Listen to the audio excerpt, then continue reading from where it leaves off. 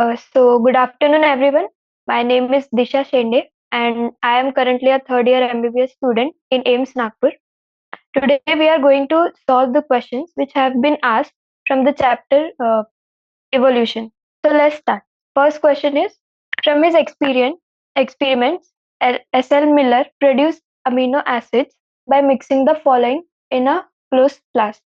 So, the question is asking that what amino acids what gases were used by S.L. Miller to produce amino acids in a closed flask. So first of all, for this question, we need to know what was S.L. Miller's experiment. So for explaining origin of life, various theories were proposed.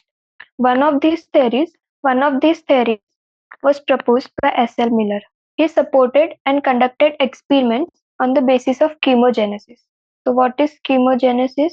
Chemogenesis is formation of inorganic molecules inorganic molecules from organic mole sorry formation of organic molecules from inorganic molecules over time. Chemogenesis is inorganic molecules forming organic molecules over time, which further get converted to life.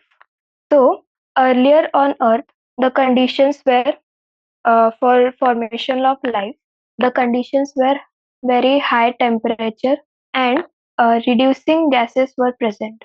Reducing gases were present. So Miller created similar conditions in his lab in a closed flask. He used a flask. He used a flask containing gases like CH4, H2, and NH3 at a ratio of 2 is to 2 is to 1. Temperature was set at 800 degrees Celsius, and an electric charge was discharged in the closed flask. Then he observed formation of amino acids.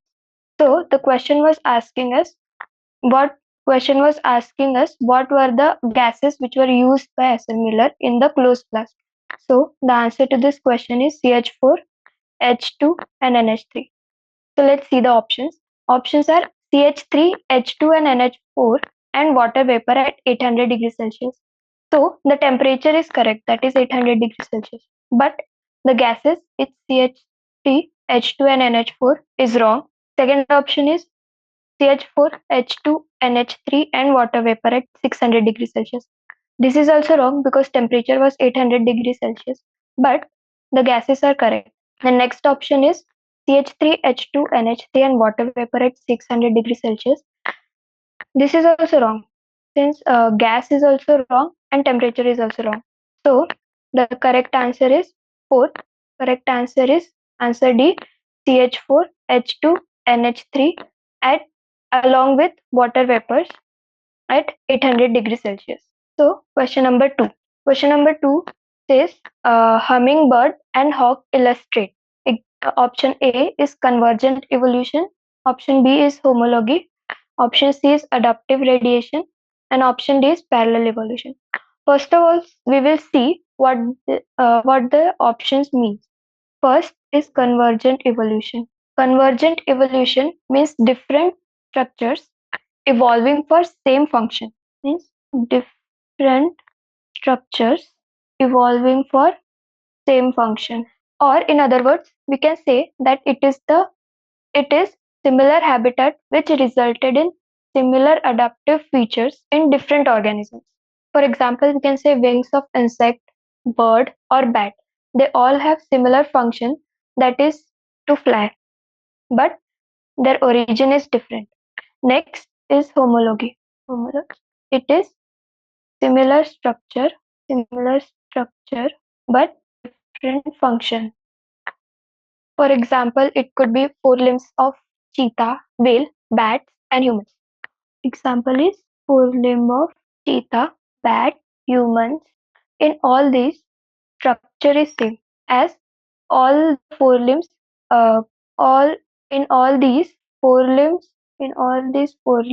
radius, ulna, humerus, metacarpals, and carpal phalanges are present. That is, the bones are similar. That is, structure is same in all these forelimbs, but function is different. This is homology. Third option is adaptive radiation. What is adaptive radiation? Adaptive radiation, this is also known as divergent evolution. It is different functional structure from a common ancestral form. Means common ancestral form develops different structure having different function. This for this example is hummingbird and hawk. So the correct answer for this is C, adaptive radiation. Both have same ancestral form, but their structures are different and they perform different function. The last option is parallel evolution, which means when convergent evolution is formed in a closely related species. Parallel evolution means closely related species evolve evolve differently. For example, development of a running habit in a deer and horse is different because deer has two toes and horse has one toe. So the running habit in this is two different, but they are closely related species. So the question says hummingbird and hawk illustrates. So the answer to this question is option C, that is adaptive radiation. Coming to next question, question third. Question is phenomena of organisms resembling others for escaping from enemies is. Option A is adaptation, B is mimicry, C is homology, D is analogy. So organisms in the environment are smart. Everyone has to survive. So they have evolved various methods for survival in the environment. One method is resembling, that is closely resembling to the surrounding to avoid detection from enemies. Close resembling resemblance to the surrounding. That can be anything like leaves, tree, tree stem, surrounding environment to avoid detection. That is to avoid detection from their enemies. This is known as mimicry, as the organism is mimicking something and getting hidden in the environment, and and the organism is able to escape from the enemy. So the correct option is answer B, mimicry.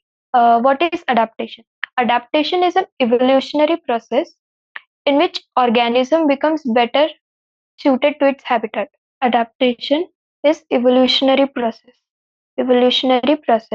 in which organism in which organism becomes better suited, to the habitat in which it is living. What is homology? We have seen that homology is same structure, same structure, but different function.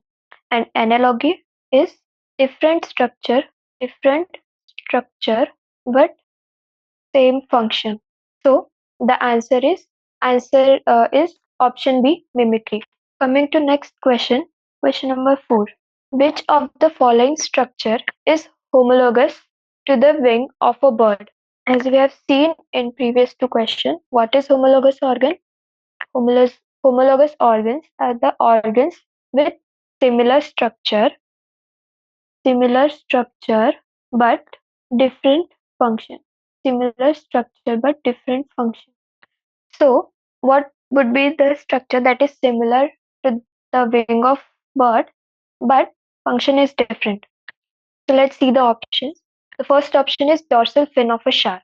Dorsal fin of a shark is like a pelvic fin, which is required for stability. Second option is dors. First option is dorsal fin of shark. Dorsal fin is pelvic fin. Function is it is required for stability. Then second option is wing of a moth. Moth is an insect, so the wing would not be similar. So the structure is different. Of wing structure is different as compared to that of a bird, but function is similar. That is to fly. So this is an example of analogous organ. C is the hind limb of rabbit. Wing of a bird is modified forelimb. Modified forelimb. And option C is saying hind limb of a rabbit. So here also the structure is different. And the last option is flipper of a whale. Here flipper is modification of forelimb only. So it is modified forelimb in whales and function is swimming. So the homologous organ for the wing of bat would be option D, flipper of whale. Why? Because both are modified forelimbs. Both means flipper of whale and wing of bat are both modified forelimbs and their function is also different. That is, wing of bat, a bird, is used for flying and flipper of whale is used for swimming. So the correct option is option D, flipper of whale. Coming to the next question, question number 5. A gene locus has two alleles, capital A and small a. If the frequency of dominant allele A is 0.4, then what will be the frequency of homologous dominant, heterozygous, and homologous recessive individual in the population? A gene, any gene has two alleles, out of which one is dominant, one is dominant, and second is another is recessive. So we have read a principle known Hardy-Weinberg principle. We have read in this principle that gene pool, gene pool and their alleles, gene pool and their alleles in a population remains constant. Population remains constant. So Hardy-Weinberg principle states that the total gene pool, sum total of a gene pool and their alleles in a population remains constant in absence of any evolutionary influence. So the sum total of two alleles, that is dominant and recessive allele, is 1, and the equation which was given was p square plus q square plus 2pq always remains constant, that is 1. P is was denoted for dominant allele and Q was denoted for recessive allele. So in the question we have given the frequency for dominant allele, that is zero point 0.4. So we have to do small mathematical calculation for this. What will be the value of Q? It would be 1 minus P, that is 1 minus capital A, 1 minus zero point 0.4. So the frequency for recessive recessive allele would be zero point 0.6. Now the question is asking us, what is the frequency of homozygous dominant? What is homozygous means? Homozygous dominant means homozygous is same. Homozygous means same. So homozygous dominant means both A and A alleles. Frequency of both A and A alleles would be P square, that is 0.4 square, that would be 0.16. Then is homozygous recessive, means same but recessive allele, that is small a, which was q square, and q square we found the value of q as 0.6. So the frequency of recessive allele would be 0.6 square, 0.36. And third is het- third is heterozygous frequency is asked, that is 2pq. So 2 into zero point 0.4 into zero point 0.6, that would be 0.48. So the question has asked us the frequency of homozygous dominant first, zygous dominant, then heterozygous, and then homozygous recessive. So for homozygous dominant, we found it to be 0.16, that was capital A, capital A. Heterozygous was 0.48 and homozygous recessive was 0.36. So let's see the option. First option is 0.36 capital A, capital A, 0.48 capital A, small a, 0.16 small a. So this is wrong. Next option is 0.16 capital A, capital A, 0.24 capital A, small a, 0.36 small a. The third option is 0.16 capital A, that is homozygous dominant, 0.48 capital A, small a, C option is 0.16 capital A capital A, uh, 0.48 capital A small a, that is heterozygous, 0.36 small a small a. So the answer is option C. In this question, the options, after seeing the options, the student may get confused as the heterozygous is written as capital A small a, but according to the equation, we have to multiply it by 2.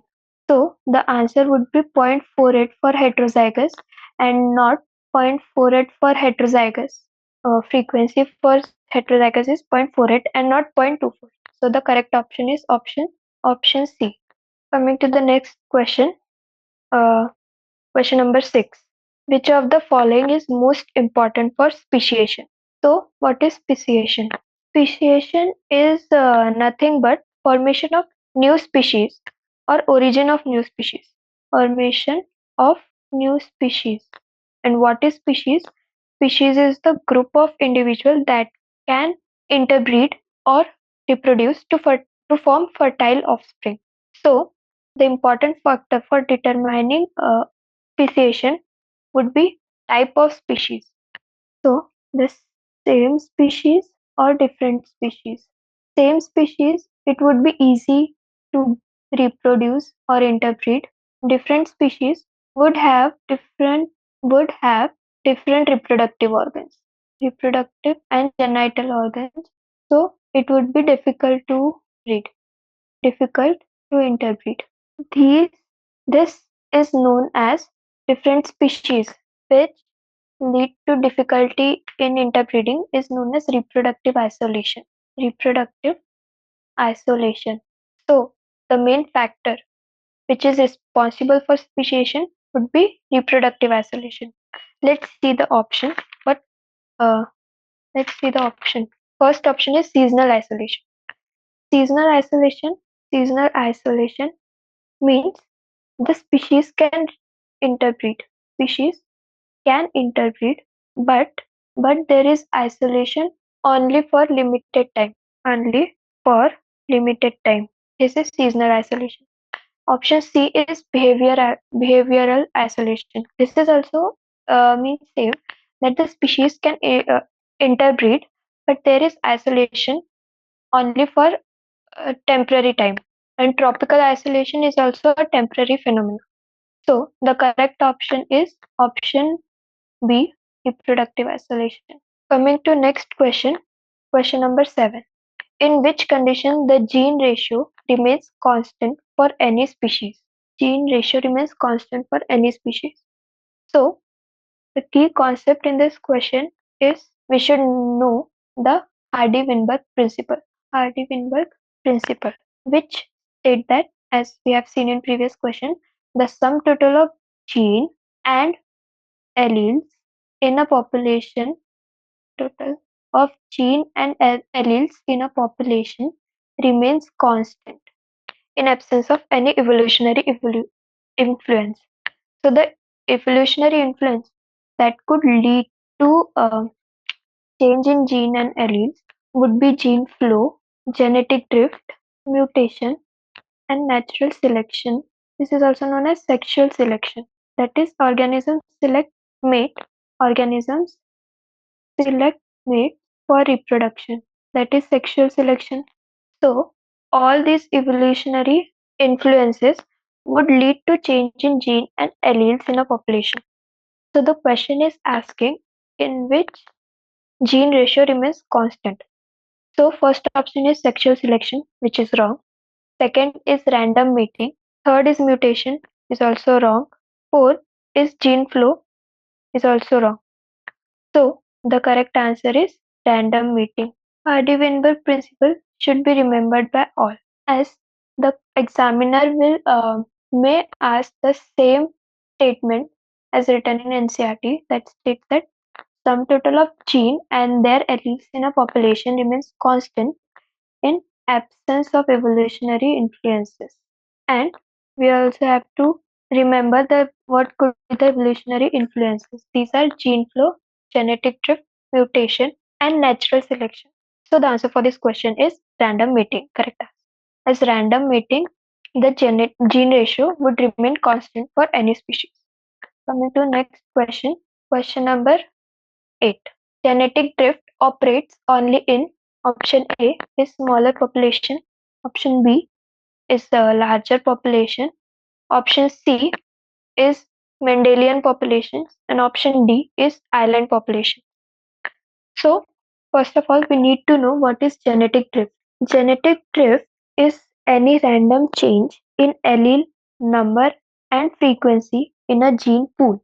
So, it is any random change in allele number and frequency, allele number and frequency in a gene pool. It is usually observed in smaller populations because smaller populations, it is easy to assess the random change that occurs in a smaller population. So the options are smaller population, larger population, Mendelian population, and island population. So the correct option is option A, smaller populations. Coming to next question, question number 9. Some bacteria are able to grow in streptomycin containing medium due to natural selection, B, option B, induced mutation, option C, reproductive isolation, and option D is genetic drift. So, what is streptomycin? Streptomycin is a bac- uh, streptomycin is antibiotic used for killing bacteria. So, if we take a culture media, if we take a culture media and add streptomycin culture media with bacteria in it, and add streptomycins to it, streptomycin antibiotic to it. So, we will see after some time that some bacteria will develop. We will see after some time that some of the bacteria will die in presence of streptomycin, while some bacteria develops variation in them, due to which they can develop resistance against streptomycin. So they can survive in presence of streptomycin. So they are able to grow in presence of streptomycin. This shows that bacteria developed itself or adjusted itself according to the environment and developed resistance against the streptomycin in which it was kept. So this is known as natural selection. That natural selection is that they developed itself in presence of the environment. Natural selection that developed themselves in presence of the streptomycin environment. So the correct answer is option A. Let's see what are the other options. Induced mutation. Induced mutation, the resistance would have developed after something has been induced by external factors to them. This is induced mutation, but no external factors were no external factors were given. The bacteria themselves developed into the resistant type. So option B is incorrect. Option C is reproductive isolation. Reproductive isolation means different species which are not able to reproduce. But in this medium, same species of bacteria are present, so this is also wrong.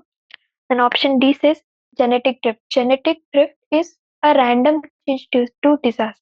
So this is also wrong. The correct answer for this is option A, that is natural selection. Coming to next question, question number 10. Similarities in organism with different genotype indicates.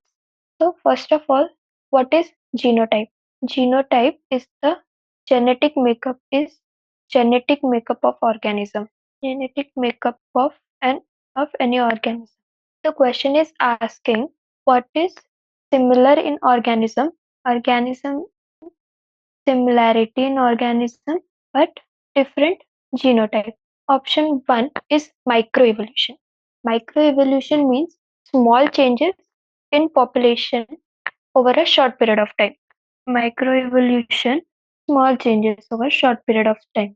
Macroevolution is large changes that happen over a long period of time. Large changes that happens over a long period of time. Third option is convergent evolution. Convergent evolution means unrelated species unrelated species develop similar traits when living in similar habitat. Develop similar traits. This means unrelated species means different genotype, and similar traits mean similarity. Different organisms have similarity, but their origin is different. So this is convergent evolution, and option D is divergent evolution. Divergent evolution is just opposite of convergent evolution, that closely related species, closely related species would develop enough variation in their traits that would lead to two distinct species. Enough variation would lead to two different species. Formation of two distinct species. Closely related species would mean similar genotype but lead to different species.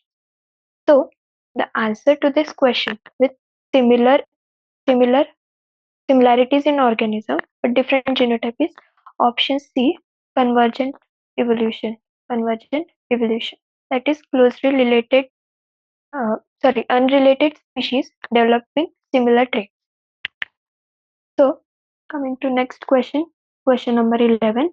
According to Hugo de Vries, the mechanism of evolution is. So the question is asking us about the theory given by Hugo de Vries. What was the theory given by Hugo de Vries was he gave theory for mutation. He gave theory of mutation for evolution. Theory of mutation for evolution. According to him, according to him, evolution is a random process. Evolution is a random process. Second, evolution would bring large. Evolution would bring large and significant changes. Third, he coined a term saltation in this theory, which means single step, large mutation. And fourth, he stated that mutation is a directionless process. So, so Hugo de Vries, according to evolution is a random process. Evolution is a random process. It is a large and significant. It brings large and significant changes. Saltation is single step, large mutation, and mutation is a directionless process. So the answer to this question is mechanism of evolution is option B, saltation. It's not a multi-step mutation. It is not minor mutation because it causes large and significant changes, and there are no phenotypic variations. So the answer is option C, saltation. Option B, sorry. Option B, saltation. Then coming to question number 12. Darwin's theory of pangenesis shows similarity with theory of inheritance of acquired characters. Then what shall be the correct according to it? So we need to know what is Darwin's theory. Darwin's theory of pangenesis states that human body has some gammules, small gammules, or what we can call pangenes. Gammules or pangenes. These are concentrated in gonads. So according to Darwin, these pangenes or small gammules are hereditary. That means that travel from mother or father, from parent to the offspring. So options are: first is useful organs become strong and develop while useless organs become extinct. These organs help in struggle of survival, help for struggle of survival. This was given by Lamarck. This is similar to theory of Lamarck. And option B is size of organ increase with aging. This is also wrong. Option C is development of organ is due to willpower. This is also wrong. And option D is there should be some physical basis of inheritance. So option D is correct, which means there must be something that has physically transfusing from parent to offspring, which causes development of specific characters. As we can see, Darwin's panges or gammules transferred from parent gammules transferred transfused from parent to offspring, causing the specific characteristics in the offsprings. So option D is the correct option. Then 13th question. Occurrence of endemic species in South America and Australia is due to. What is endemic species? Species which are found in particular area only. So the reason for this would be in earlier time, every continent were present as a single landmass. But now, over time, the continental drift occurred, which lead to continental separation. We can see that Australia and South America are completely different continents, which are separated. These Australia and South America are geographically isolated from other continents by oceanic barrier that has prevented uniform distribution of fauna or animals. So this separation lead to some species survival in Australia and some species in South America. And since there is no competition from other species for survival, so this led to the occurrence of endemic species in South America and Australia. So let's see the option. First is these species have been extinct from other regions. This is wrong. B is continental separation. Option B, continental separation. Then option C is there is no terrestrial route to this place. And D is retrogressive evolution.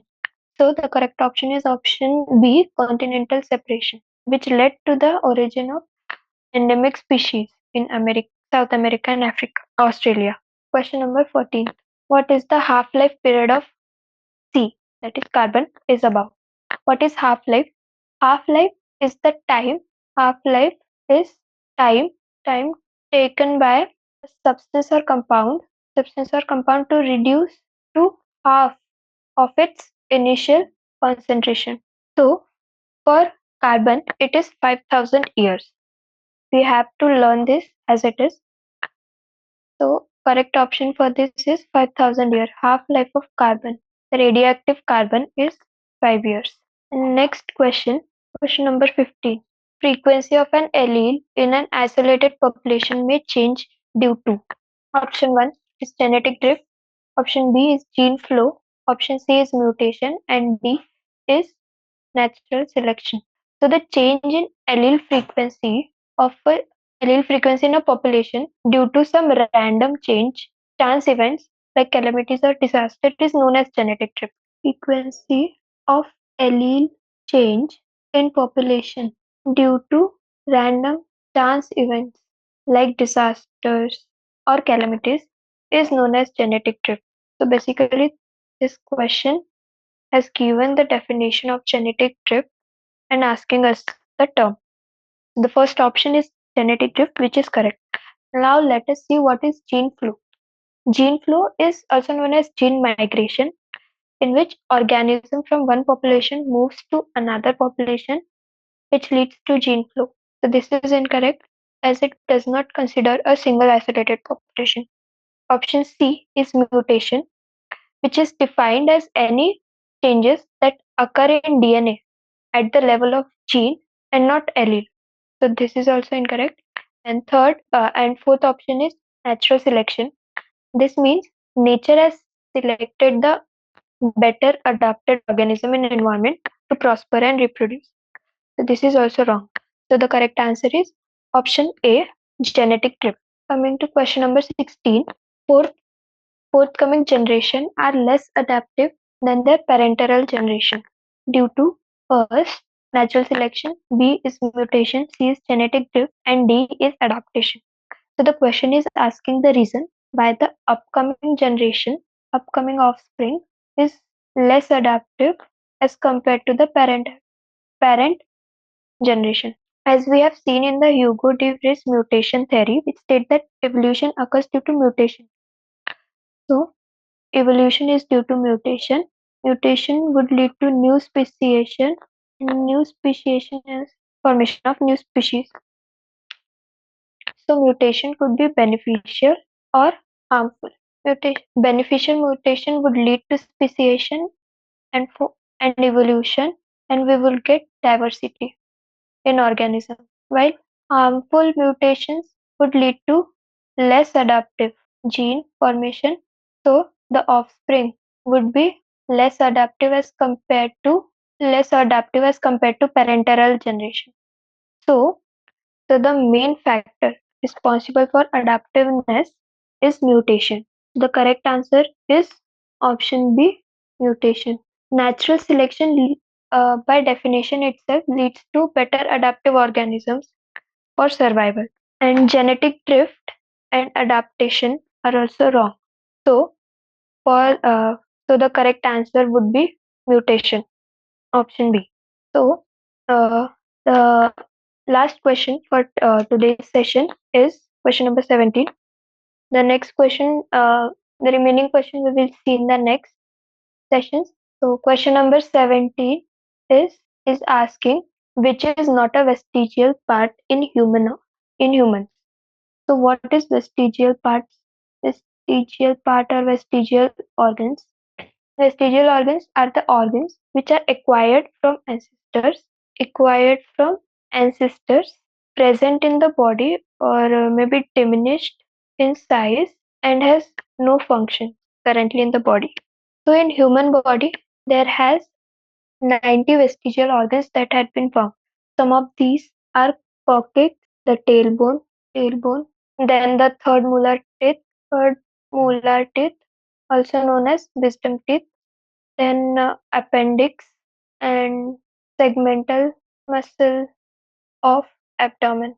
These and there are many more vestigial organs in human body. These are all present in human body, which are acquired from ancestors, but currently they have no function. So the question is asking which is not a vestigial part. Option is segmental muscle of abdomen. It is a vestigial organ. Option C is third molar. It is a vestigial organ. Option D is coccyx. It is a vestigial organ. But option B is fingernail. Fingernail are important as they protect fingertips and soft tissue from any injury. So fingernails are not a vestigial part. So that's all for today. The remaining questions we will see in the next session. Thank you.